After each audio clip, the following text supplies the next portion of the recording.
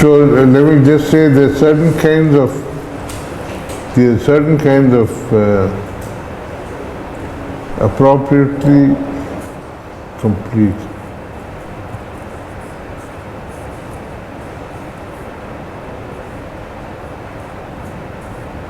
star algebras of operators on Hilbert space.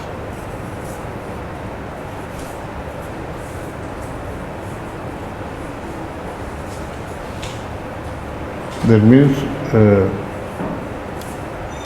by definition they are a subset of all bounded operators on a Hilbert space. So in order to understand them best, so let us look at the simplest examples first. It turns out that the study of the structure of the general algebras is enriched considerably by understanding what one has in the simplest case. So let's understand that simplest case. But now I'll start with the super simplest case. I look at the case where the H is finite dimensional. For a while, let's look at the case where H is actually finite dimensional.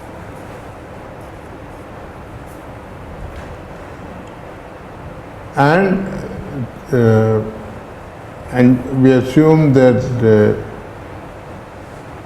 okay, so this is another thing which is a deviation from the notation that one usually sees in a functional analysis course, which is that in a functional analysis course you usually write capital letters for the operators and x, y, z and so on for vectors. But here, since the objects of interest are the algebras, and so you want to use the simplest notation for the objects that you'll be seeing a lot of. So you will use symbols like x, y, z for members of the algebra and for the operators. And symbols xi, eta and so on for vectors. So we look at the special case where A is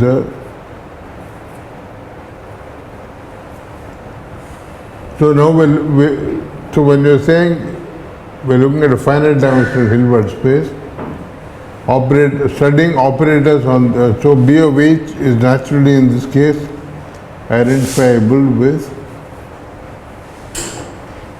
the matrix algebra. Once you fix a basis, you can represent operators by matrices, and so the natural adjoint here is the conjugate transpose. So you take a self-adjoint operator on H, and okay, so general nonsense kind of proposition. In several cases you see.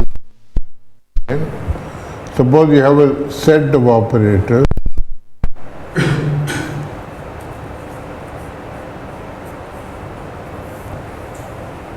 There exists a smallest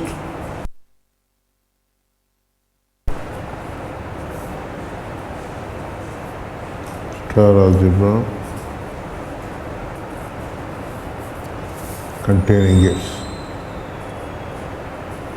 One sees this kind of proposition everywhere in mathematics. If you are looking at a group, any subset of the group, there will be a smallest subgroup which will contain that set. Or if you take a vector space or Hilbert space and so on, everywhere one has a theorem of this sort, and there are usually two proofs. The first proof is a general nonsense, meaning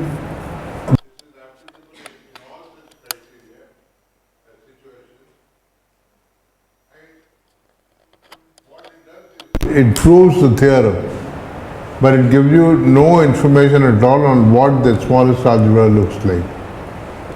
So which say which goes by saying you look at you're saying that this is the intersection of all A containing S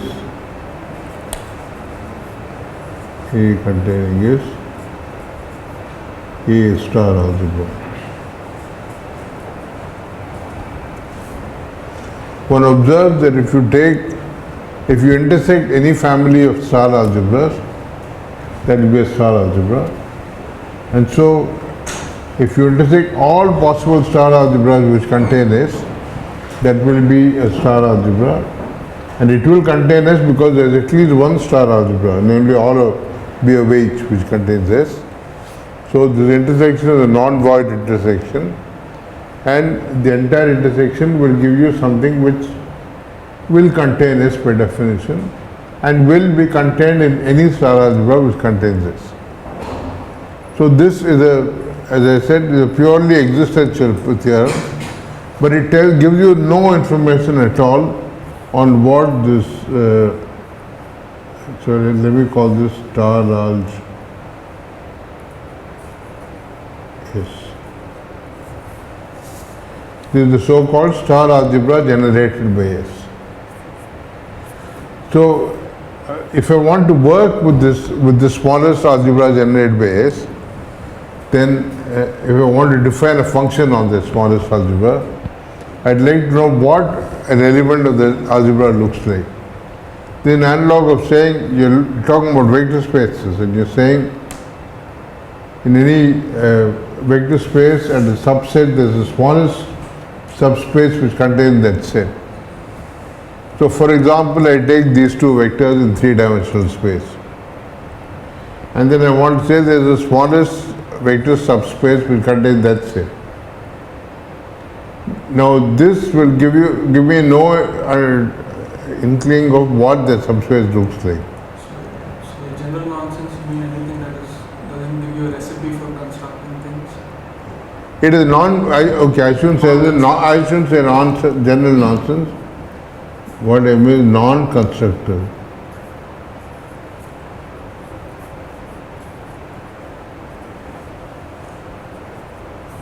It gives you no description of what the things they look like. But the second proof, which would be a constructive one,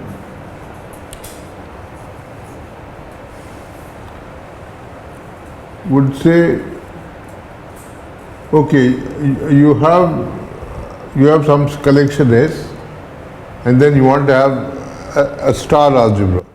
So you want to have an algebra, so it must be close to the, if you take two things in S, and if you take the sum, it must be there. If you take the product, it must be there. And if you take the adjoint of something in S, it must be there. Okay. So what this would say is you take because you want star algebra, you take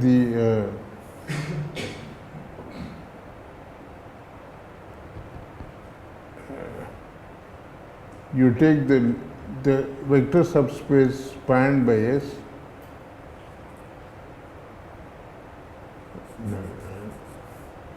You take all possible things like this.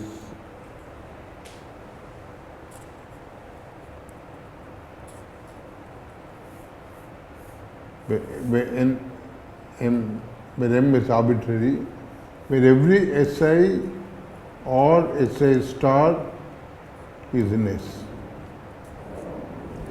So any such word must be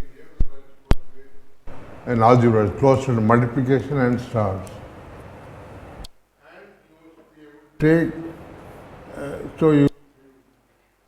you must be able to take arbitrary linear combinations of such things.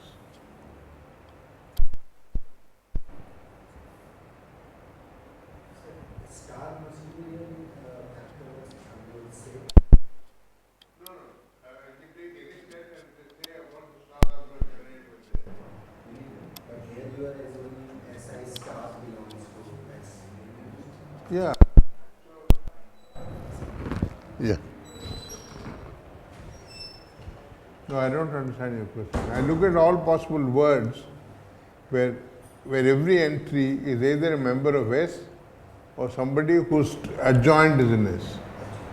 See the star is an involution. You do it twice, you get back to where you started. The same as saying you take S and you put together take S union S star and then take all possible words in that and then take linear combinations of those, and then you will find that this star algebra, whatever it is, must certainly contain this collection. And then you observe that you've been clever enough to list all of them now. Namely, that this collection is already a star algebra. So you verify that this is a star algebra, it contains this, and so it is the star algebra generated by S.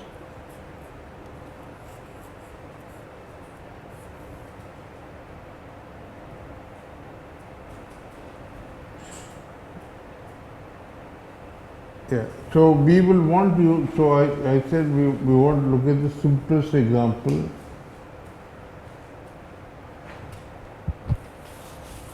Of such a situation.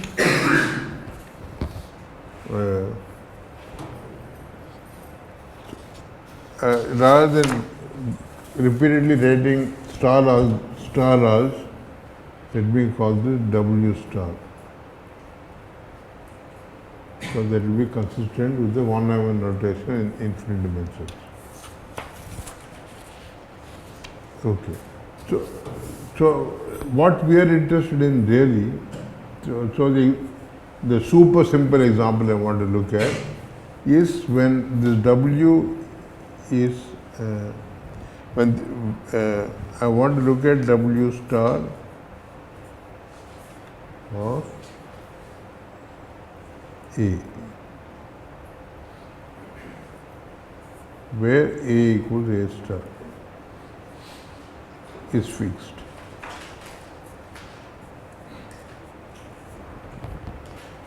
I take a self-adjoint matrix and look at the star algebra generated by that matrix. Now, if there's all this fancy language,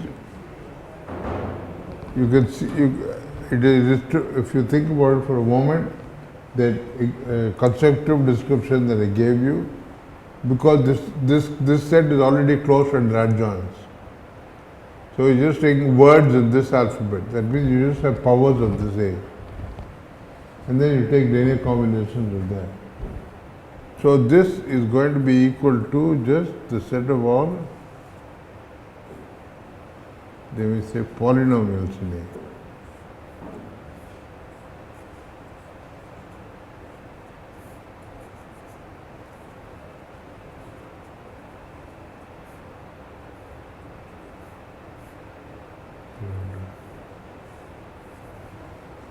So, by the constant term, I mean the identity. So maybe I should say W star generated by the identity and A. Right? So, so the C0 term corresponds to taking the identity. T power 0 taken as 1. So P of A is just things like C0 plus C1A plus Cn T to the n.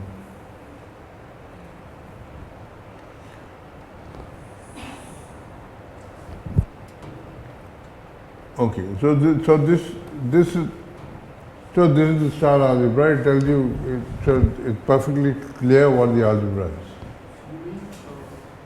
You mean A? Sorry, A.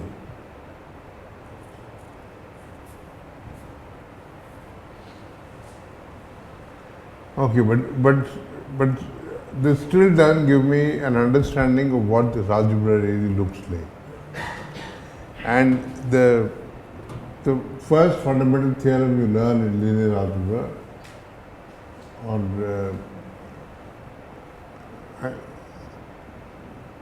the linear algebra pertinent to inner product spaces is the so-called spectral theorem. So the spectral theorem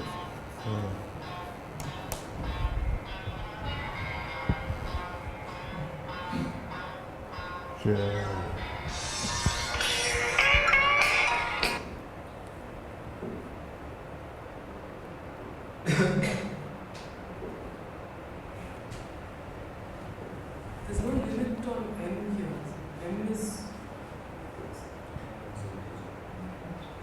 here actually m can be anything a priori, but in finite dimension, because of the Cayley-Hamilton theorem, the powers of A are you only need to go up to n minus 1, and then you'll get all of them. The spectral theorem says that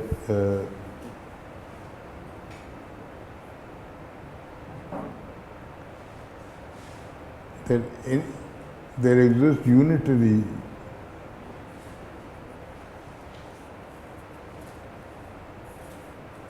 U such that U A U star or U inverse, they're the same thing, is diagonal.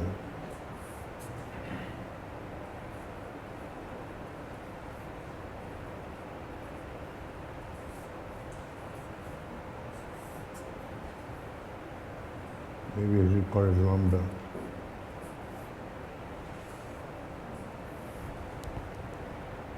Any self-adjoint matrix can be made diagonal when you hit it by a unitary matrix. By a suitable unitary matrix, you can conjugate it so that it becomes diagonal.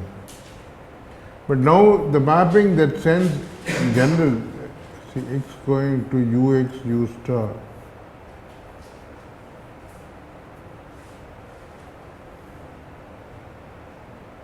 if I call this mapping add u, then add u is an automorphism of the matrix algebra B of H, meaning it preserves all the structure.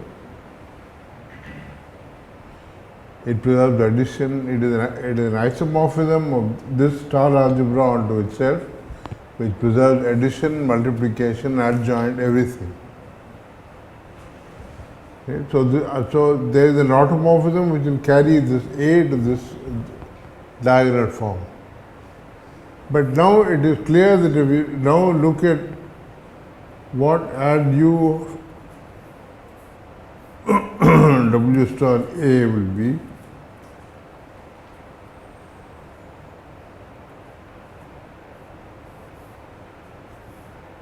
that will just be, what will it be?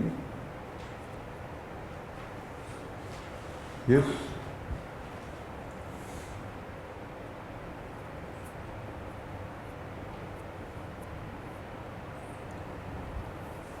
It will tell me that this is contained in all diagonal matrices.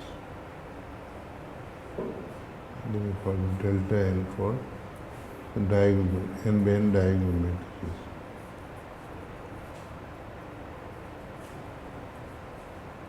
I'm being careful in saying contained in, it will be contained in, it may not be everything. See, A could have been the identity matrix. Then this will only give you the identity, and you just get the complex numbers for the algebra. So in general, you have to be careful about what the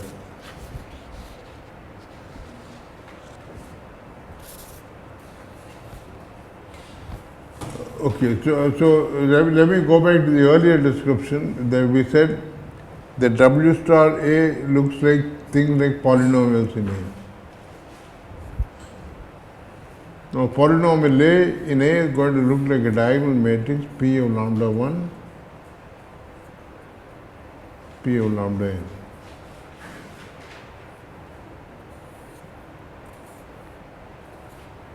Okay. And now, usually it is wise to, if the eigenvalues are all distinct, then you will get all possible diagonal matrices like this. Right? Because given any numbers z1, zn, I can find a polynomial which sends lambda I to zi. So in general, if A, so you must worry about eigenvalues being repeated.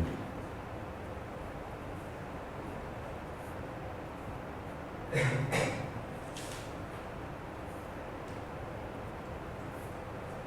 a UPA star. Huh? It's a UPA star. Yeah. So now I've assumed that A is itself diagonal.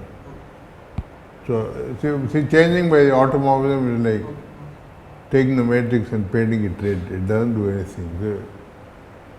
So to assume that A has m distinct eigenvalues. Let me call it K because I want to use m for something else. I'll call it K. Assume it has K distinct eigenvalues, and they each come with some multiplicity. Let the first one comes with some multiplicity m1, second one with some multiplicity m2, the last one with some multiplicity mk. Now if you look at PA, it is going to look like all the first m1 entries will be the same, the second m2 will be the same and so on. And in fact, it's an exercise to see that W star A is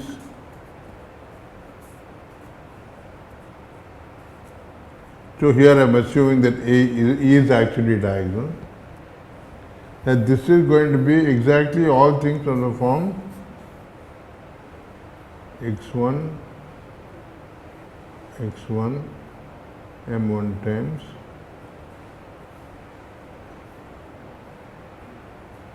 xk, mk times.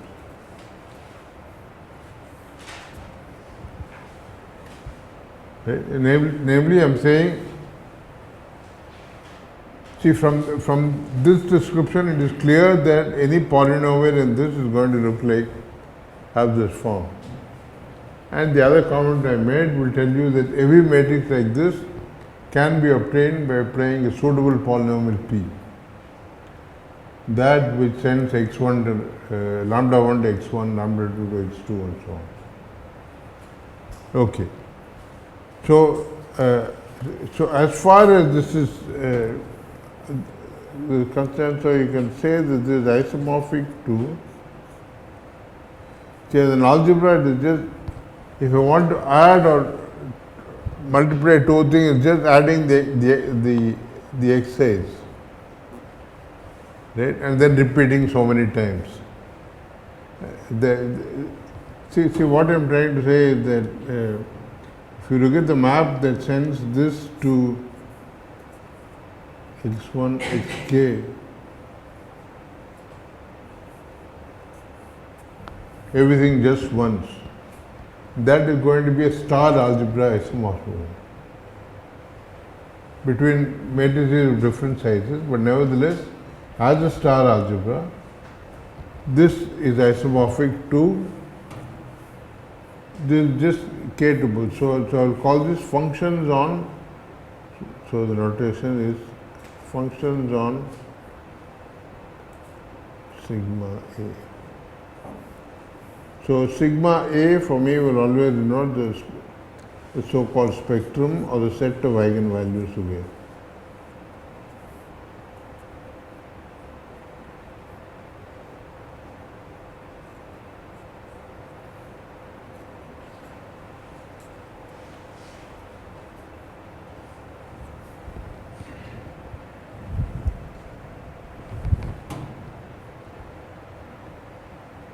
because I can think of this x1 as a p of lambda 1, next to it. So these are those things which I look at functions on this k point set, which is the set of eigenvalues of A, and as an algebra, this is isomorphic to just the functions, complex valued functions on that set. When you say c power, when you write x power y where x and y are sets, you mean all functions from y to x.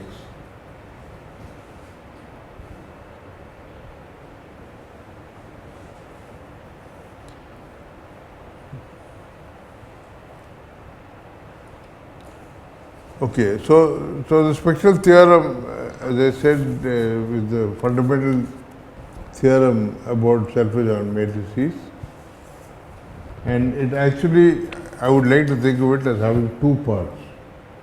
I have stated one part of it, which is I have told you what the algebra looks like. Sigma E was a set of distinct eigenvalues. Yes.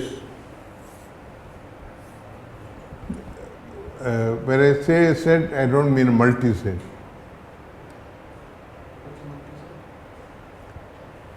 What do you mean by set of distinct eigenvalues?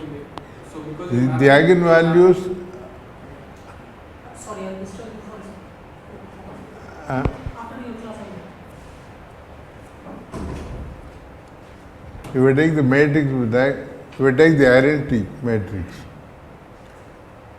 what are its eigenvalues? So the set of its eigenvalues is just one. So what do you mean by the set of its distinct eigenvalues? there's no repetitions. We have x1. When you say set, there is no question of repetition, there is no counting of the multiplicity when you say set. Yeah, I know. Yeah. So when you say multi-set, where you say right Not being thing exact. with repetition. Yeah. So the spectral theorem has two parts. The first part says that W star A looks like functions on the spectrum. In the second part, what is interested in the question,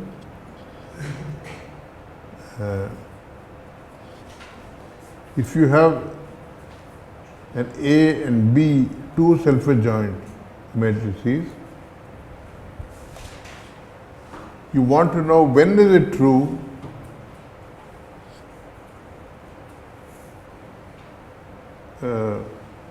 is A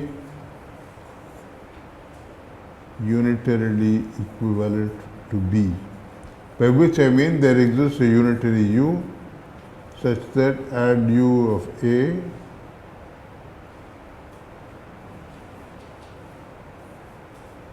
equals B.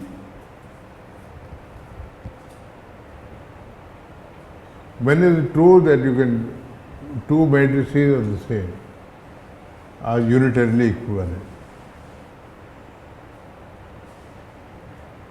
Two self-adjoint matrices, general one given to you, when can you say that they are unitarily equivalent? So we said already there is one condition. If A and B are unitarily equivalent, then certainly W star A and W star B will be unitarily equivalent. Will be, and hence isomorphic. RDU will map this algebra to that algebra. And that statement is just the statement that A and B have the same spectrum. And what we saw from the previous page is the thing that you are worrying about, the repetition. So in order for A and B to have the same, to be unitarily equivalent, they must have the same spectrum and each eigenvalue must come with the same multiplicity in both of them. So the answer is if and only if spectrum A and M sub A let me just call it spectrum. Okay, so spectrum A, M sub A. By M sub A, I mean the multiplicity function for A as a function. So this is the function from C to from the spectrum of A to integers. It just counts the multiplicity. So these two should be the same.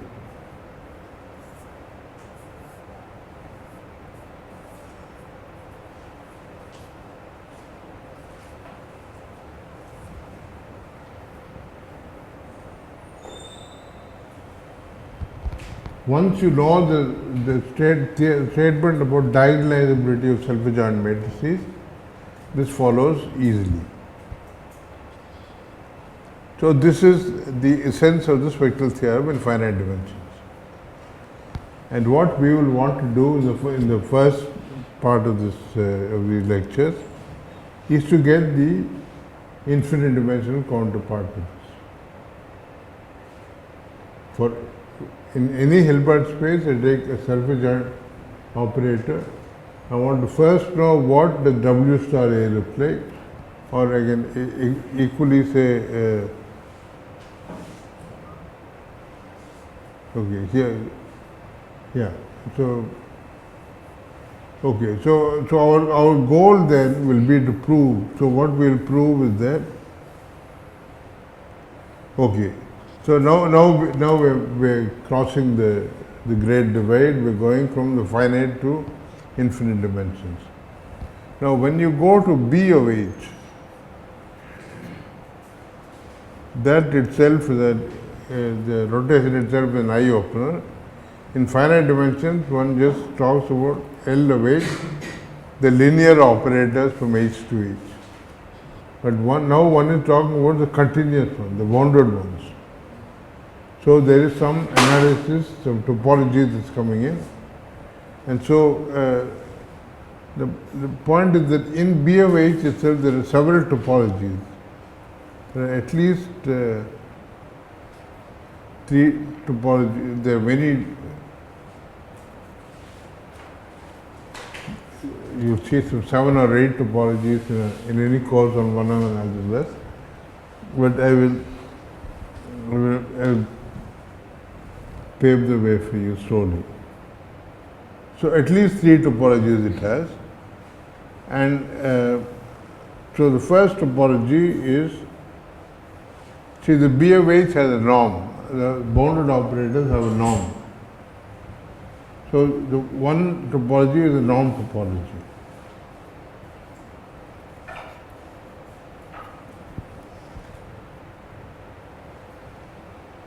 And second one has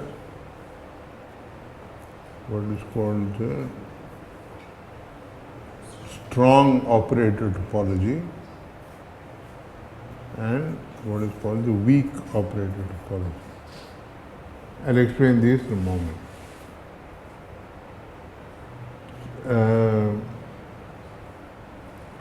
Okay, so here is where one has to do a little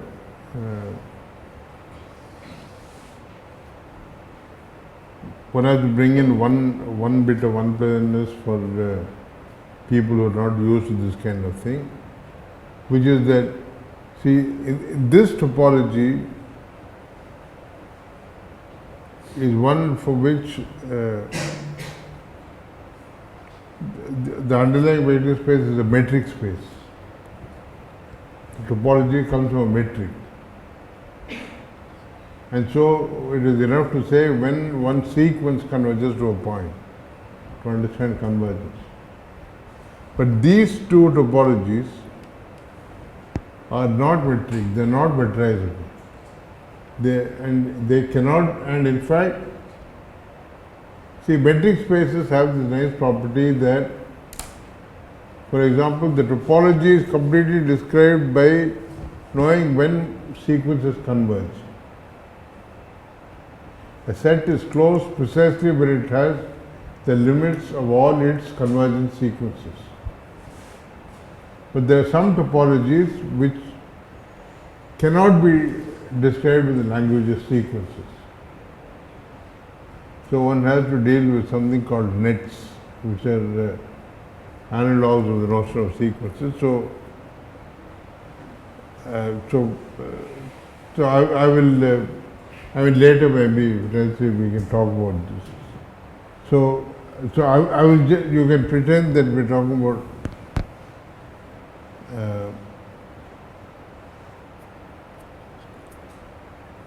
sequences. Okay, so for sequences, let me tell you what it means to say they converge in each of these topologies. In this topology, xn converges to x means the norm xn minus x xi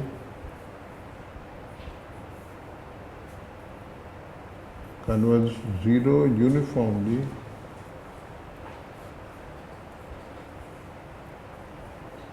for psi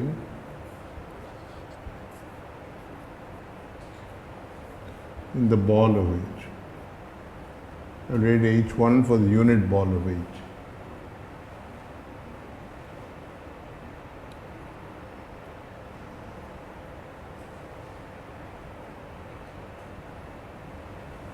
And in the strong operator topology, one demands that norm xn minus x xi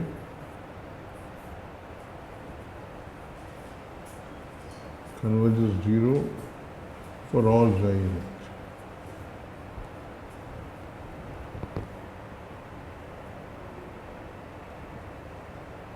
You are just demanding that you have pointwise convergence on vectors.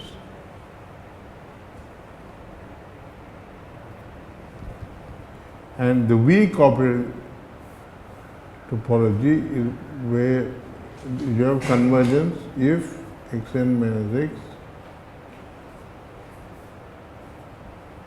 psi eta converges 0 for all psi eta in H. This is if I'm talking about sequences. Now I'll have to make a fuss about nets to describe the topology properly. But for a the reason I'm taking this kind of slightly imprecise route is the following. If a sequence converges in either of these topologies, one of the basic theorems that functional analysis will tell you that such a sequence of operators must be uniformly bounded in norm. In the normed space B of H, all the elements of the sequence must be in one big ball. And the flip side is, if you look at the strong operator topology or weak operator topology, and you restrict them only to bounded sets like that, like balls, there the topology is describable by sequences.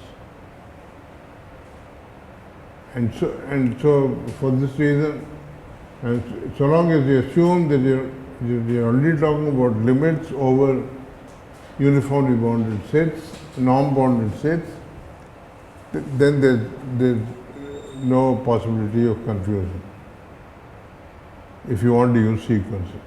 But anyway, the thing you must realize is that there are these other topologies. Okay. Now,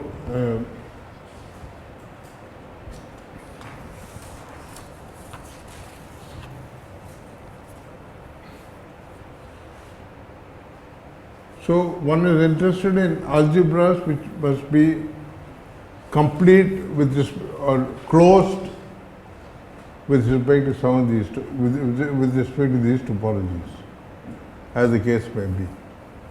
So one read C star of 1A, C star of S Okay, again there is that general nonsense theorem here.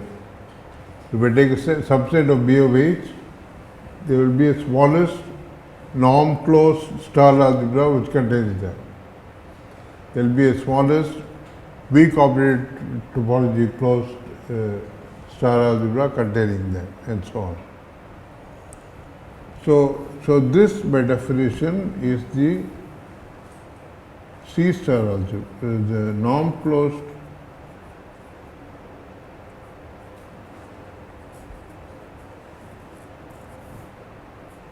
star algebra generated by S.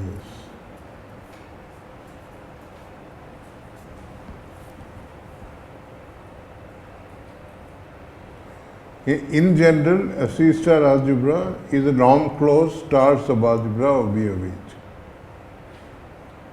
So one is looking at the smallest C star algebra containing S. Smallest C star subalgebra containing S. And W star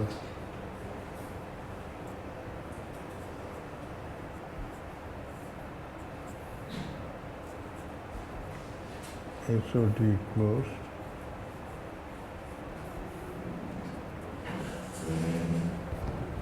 the same thing with SOT closed, and there is a theorem of von Neumann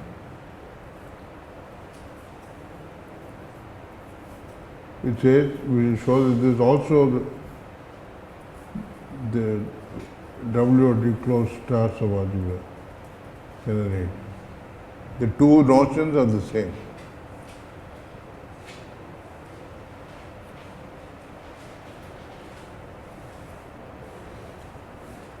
Okay, we are interested in the case that S equals single 1 and A, where A is self-adjoint.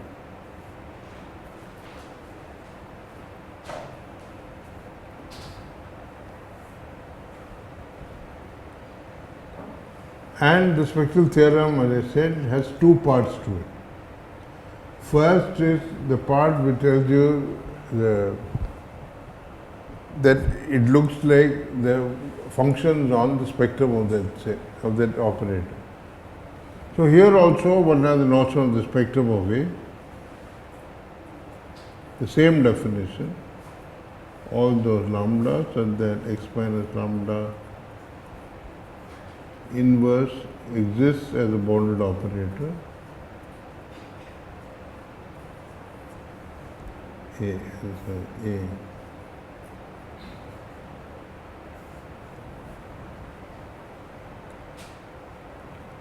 And the counterpart of the first half of the spectral theorem will tell you that for self-adjoint A, sorry, it does not exist.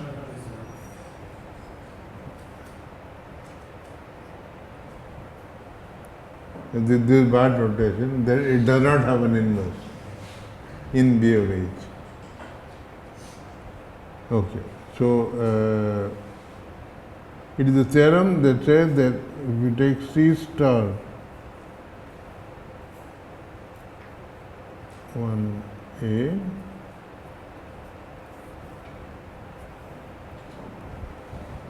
now if you think about it, earlier you had in the finite dimensions you had polynomials in A for the star algebra generated by A. Now, if you want the C star, now you go back to the constructive description of the C star algebra generated by A1 and A. So first you will take polynomials in A for you to have a star algebra, but it will be norm closed. So you must take the norm closure of that algebra. So first you take polynomials in A, which in finite dimensions amounted to looking at polynomials on the spectrum of A. And you want to take the norm closure of it. Now the spectrum is a certain compact subset of the real line, and Weierstrass tells you that polynomials will approximate all continuous functions. So it should not be surprising to see that this is in fact isomorphic to continuous functions on the spectrum array.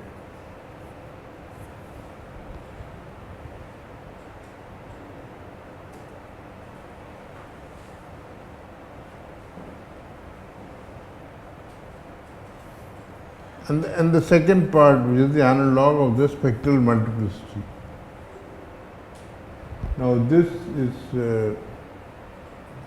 a little more tricky. See, because in infinite dimensions, it may be that operators don't have eigenvalues at all. And so things can fail to be invertible for different kinds of reasons. And so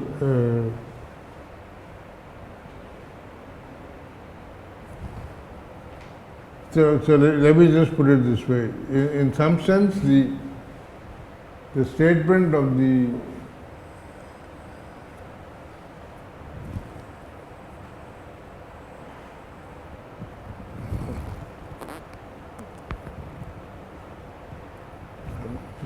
it won't quite give the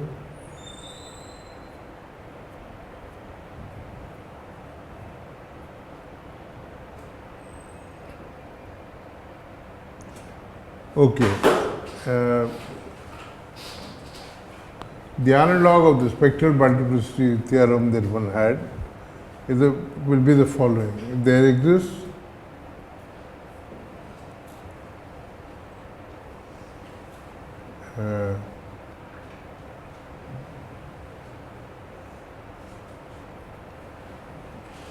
a probability measure mu on spectrum of wave. Let me just call it mu A or sigma A,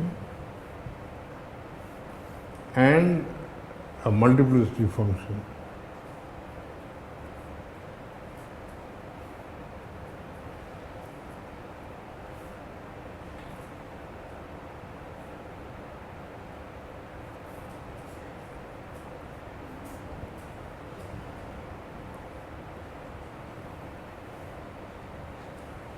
Such that W star A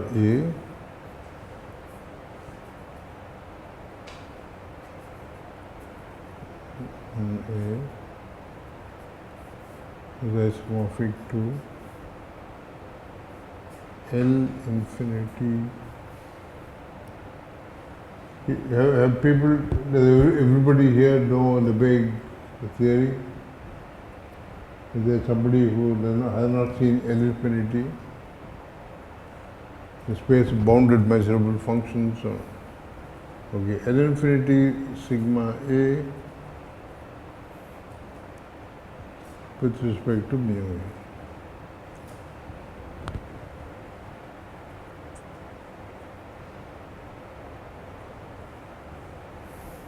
A. And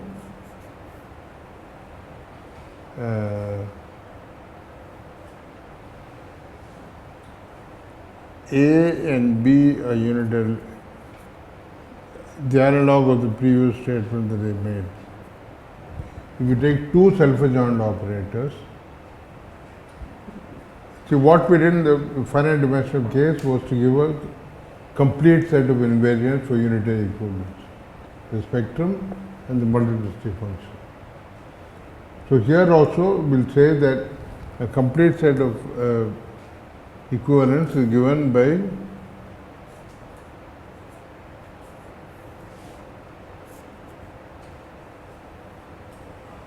mu sub A. So the one will get into measure theory, and mu sub B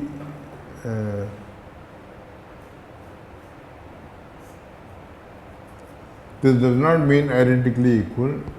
This means mutually absolutely continuous. That means they have the same null sets. A set has zero measure with respect to one measure, precisely when it has zero measure with respect to the other. And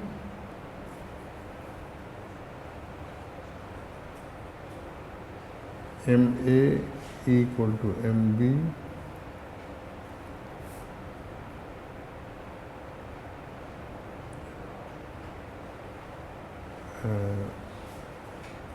mu A almost everywhere.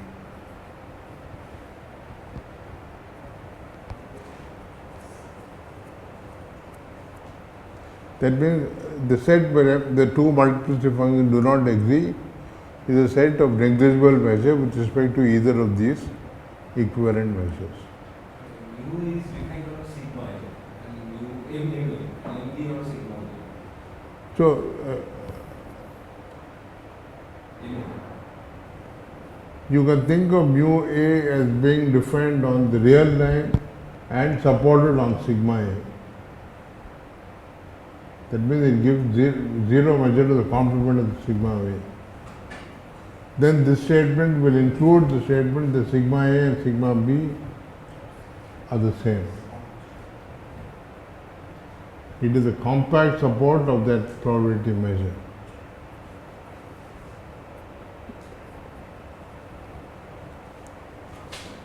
Or if you want, you can say include sigma A equal to sigma B as part of the statement.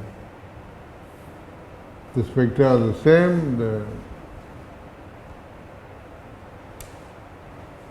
C star is a finer opposed, so what is the word we use? Invariant than W star. Now, W star has more information than C star. So C star of this is has less information, but this rarely gives you only the information of the spectrum. This will give you the information of the spectrum plus something more. That is what this goes into. And so,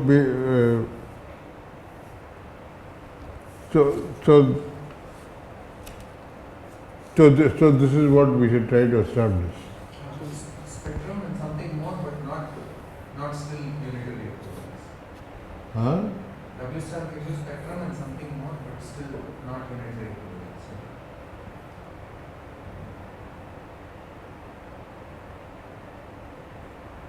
No, W star won't give you unitary equivalence because the multiplicity function is not part of the data of the W star algebra. Because in finite dimension there is no difference between these two algebras.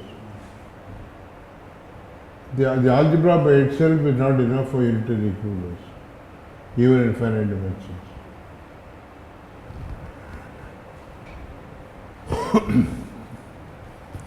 Okay, so after all these finite dimensional fun and games, let us start doing some serious work.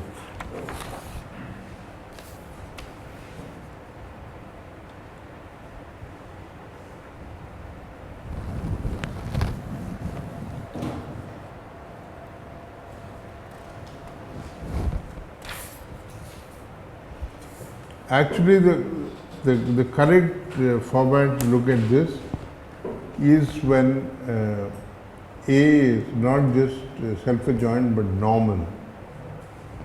Because what is pertinent is that the algebra is commutative. And the theorem in finite dimensions is that something can be diagonalized unitarily if and only if it is normal. And so, so for some time let me go with normal things. Ideally, I'd like to be able to write down the proof for the normal case and say that I'm trying a bit of an experiment, trying to give a proof of the spectral theorem without going through the entire machinery of the so-called Gelfand theory. So I think I know I can do it for self-adjoint, which is what I'm going to try and do. And from that, I would like to be able to milk the normal case. Okay, so let us start with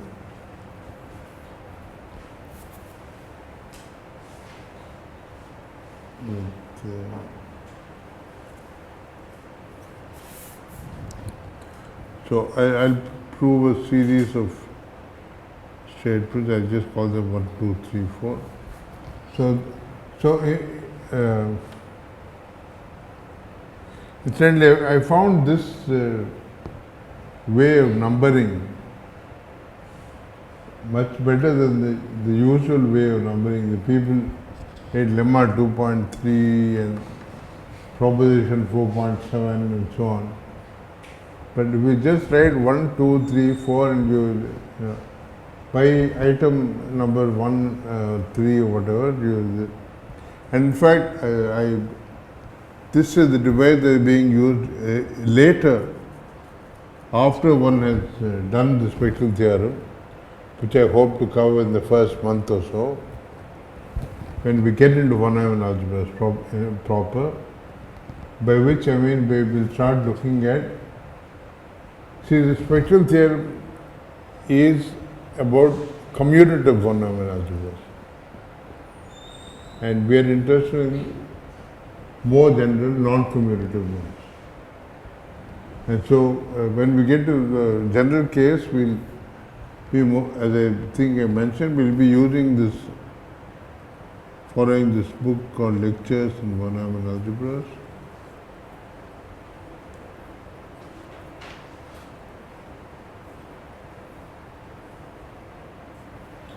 By Sherpan Stratila.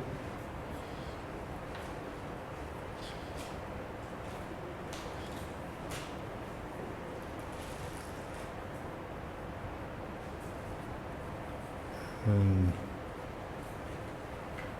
might be another side somewhere.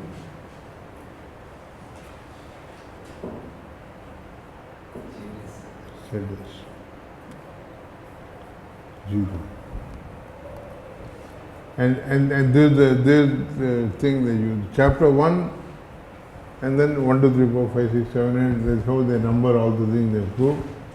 And so, and then they refer to paragraph 1.7 or 17 or whatever. So anyway, so and this, by the way,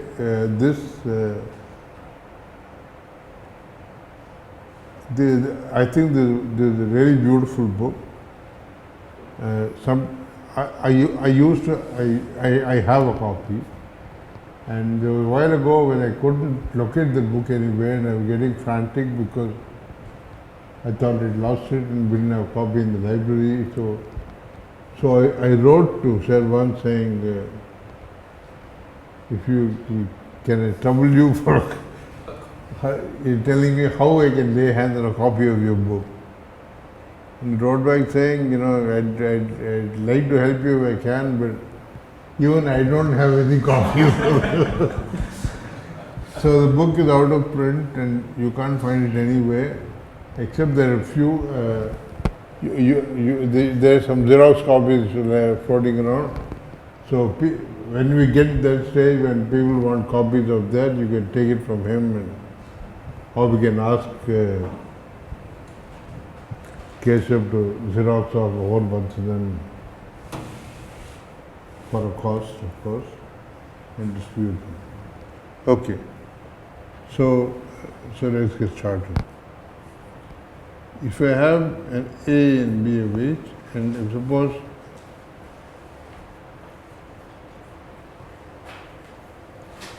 suppose this is normal,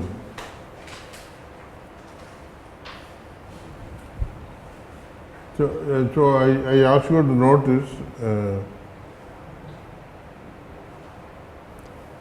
this is equivalent to saying the following, is equivalent to saying that star algebra generated by A is commutative, equivalent to C star algebra being commutative, equivalent to W star algebra being commutative. Because for all of this we have that explicit description. But the only thing you have to be careful about is that where continuity comes in. where things are closed and so on. So you have to be a little careful when these topologies are funny. For example, the adjoint is not continuous with respect to the strong operator topology. So it is not clear that. So anyway, some work has to be done, but anyway, all these things are equivalent to saying that A is normal. That means A and A star commute.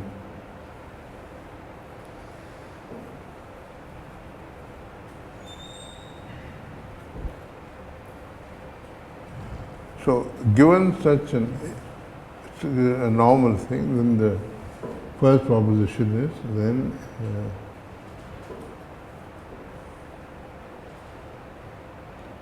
lambda in spec A implies lambda is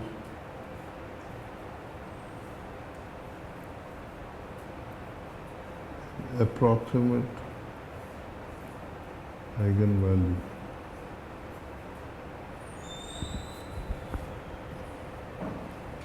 By this I mean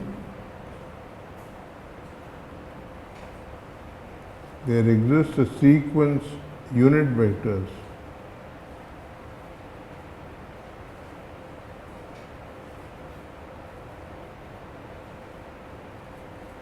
such that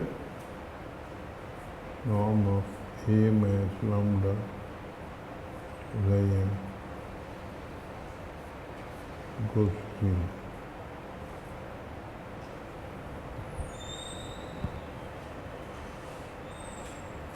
See, if I didn't put the normal unit vector normalization, this is silly statement. If the norms ions themselves go to 0, then everything will go to 0.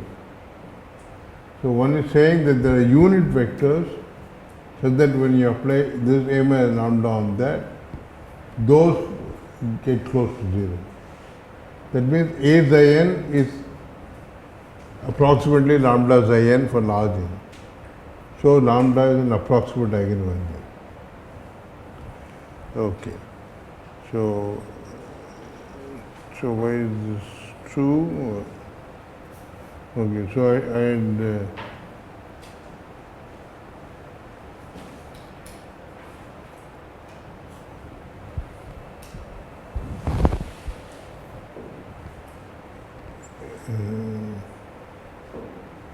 okay. So what we have to show is that to prove that A minus lambda is not bounded below. Where I say that an operator is bounded below, if norm A xi is bigger than or equal to epsilon norm xi for some epsilon. Like for a bounded operator means norm A xi less than or equal to constant norm xi. So bounded below means you have the reverse condition. So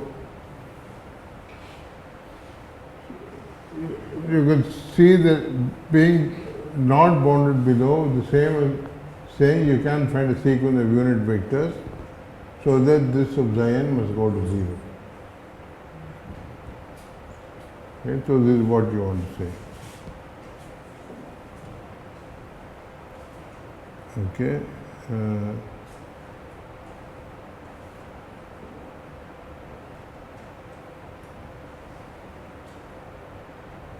Okay. If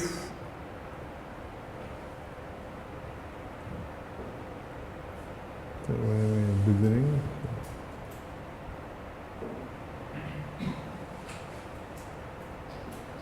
So, or let me prove the contrapositive. Let me prove that if it is bounded below, then it must be invertible.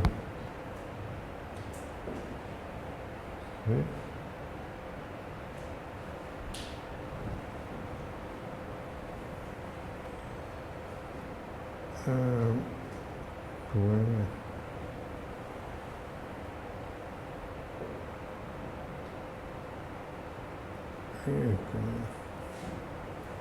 This is the.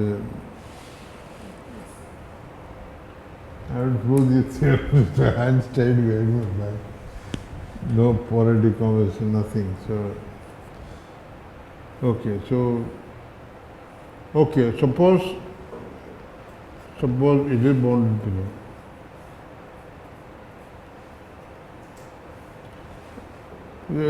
So let us assume that lambda is 0. By translation, we can assume that lambda is 0. So lambda is 0. That means I'll say 0 is if it be 0.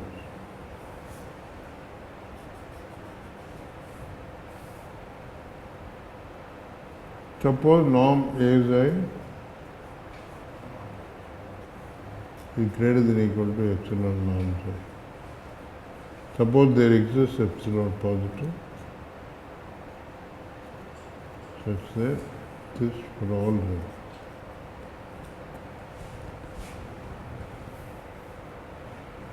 Then this certainly means that A is 1 to 1.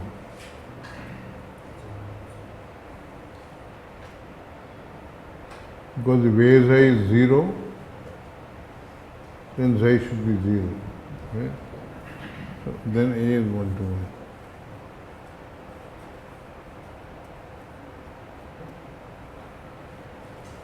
Okay. And the thing about a normal operator is that norm A psi is always equal to norm A star psi. Because you just square them. Square both of them and write them as an inner product, and you take one of those things over to the other side, and you will see A star A psi psi or A star psi psi.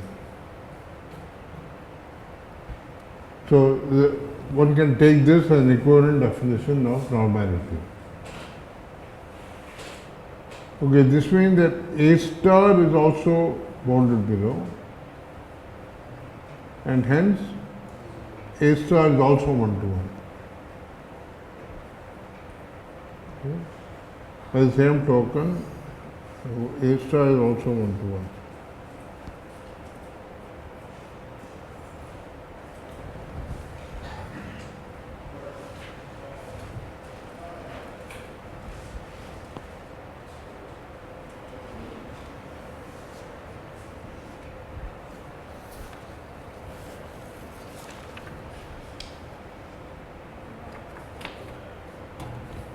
But I claim that's enough.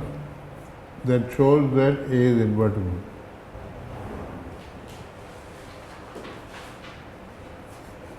Because of this silly lemma that I'm sure we'll find reason to use periodically. Namely, I want to say that psi belongs to range A perp if and only if psi belongs to kernel of A star. So I'm saying the kernel of A star and the orthogonal complement of range A are the same.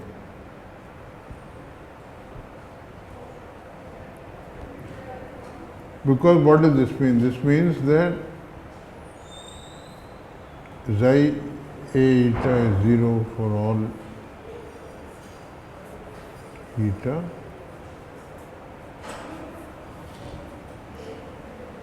and if you take the A over to the other side, then this says that A star psi must be orthogonal to everybody.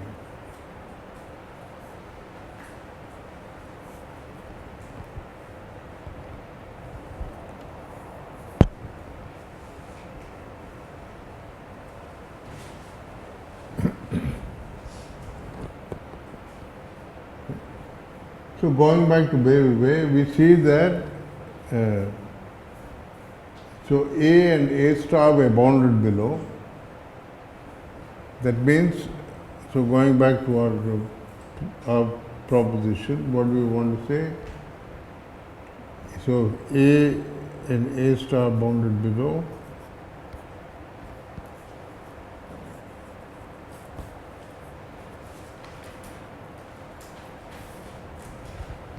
I want to say that it is 1 to 1 and on to.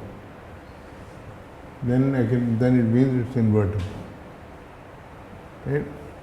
We've already seen that this means that A is 1 to 1. And because kernel of A star is 0, A star is bounded below, so kernel of A star is 0. That means range A is dense. I need that the range is closed.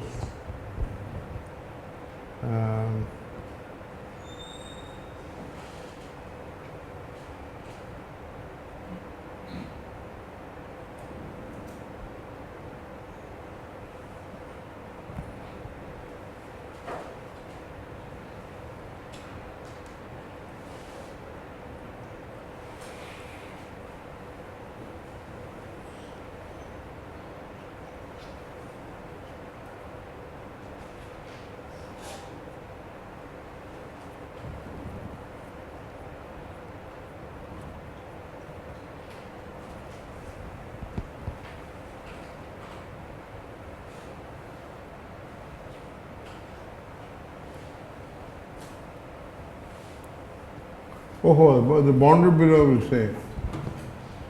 So I want to say that also I want to say that who claim first imply this. Second, they imply that the range A is closed.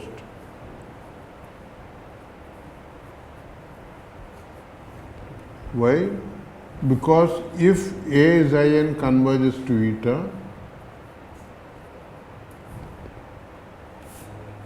then A is in is a Cauchy sequence. Okay?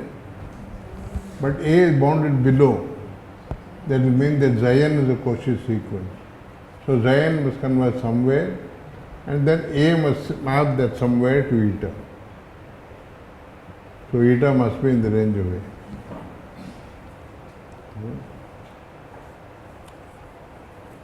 And Cauchy.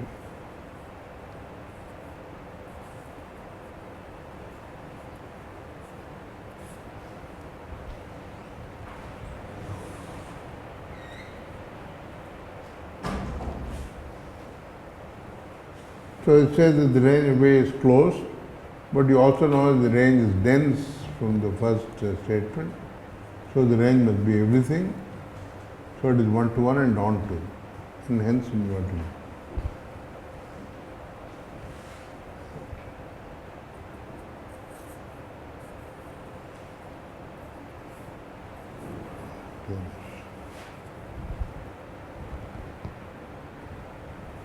All that in place, so A is on to.